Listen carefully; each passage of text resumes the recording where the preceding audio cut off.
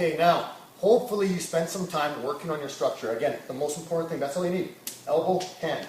That's it. That's going to stop you from getting tapped. That's the most important part. The rest is gravy. Okay, I can choke him back. I can choke him inside his guard.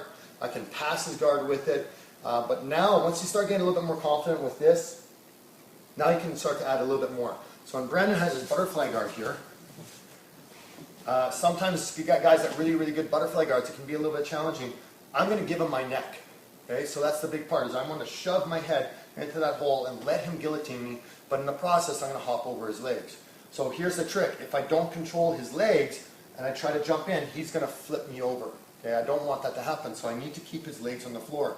So what I'm going to do is I'm going to drive into him and I'm going to put my shoulder right in that diaphragm, just like I'm punching him with it. Head comes in, hands down, and hop over. Okay, and again, we're getting to that side mount position.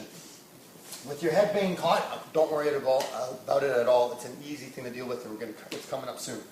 So I want to get that shoulder right in and keep his legs down. So you really got to watch out. Keep his legs down. You can put your hands on your knees if you want, but I prefer putting my forearm beside his leg and try to get my hand to the floor. So when I come in, hop over.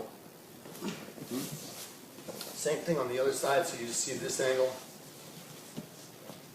I drive in. This hand, I don't want on the floor. This one can go to the knee.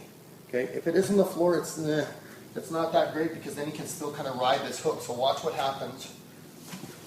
And I'm going to get stuck here. Okay. So this one's going to go onto his knee. So I drive in and back. Now, whether you want to do like a little shoulder roll, cartwheel, or just a little hop, that's up to you. But we just want to clear this leg. And the other thing, we'll just go this way, is I want to go right into his diaphragm, right? So let's turn here. Good. I drive in,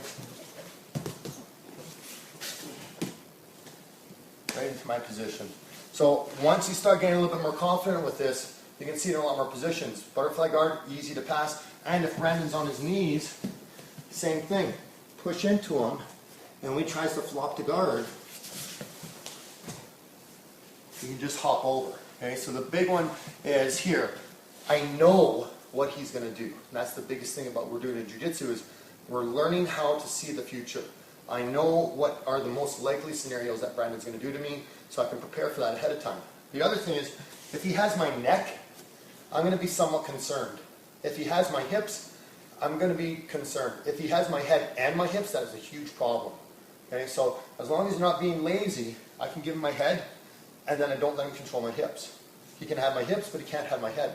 And that goes for a majority of submissions and positions, like in mount. If someone's doing a cross choke and mount or anything, we don't want to defend the submission. We want to defend the position first. We can't let him control our hips. If he doesn't control my hips, the chances of him getting the choke drastically reduce. Okay, so make sure you're watching out for that. If he manages to lock his legs around in this process, we need to get into this position immediately. You can't be waiting, you can't be silly or screwing around. Okay, so try that one, guys.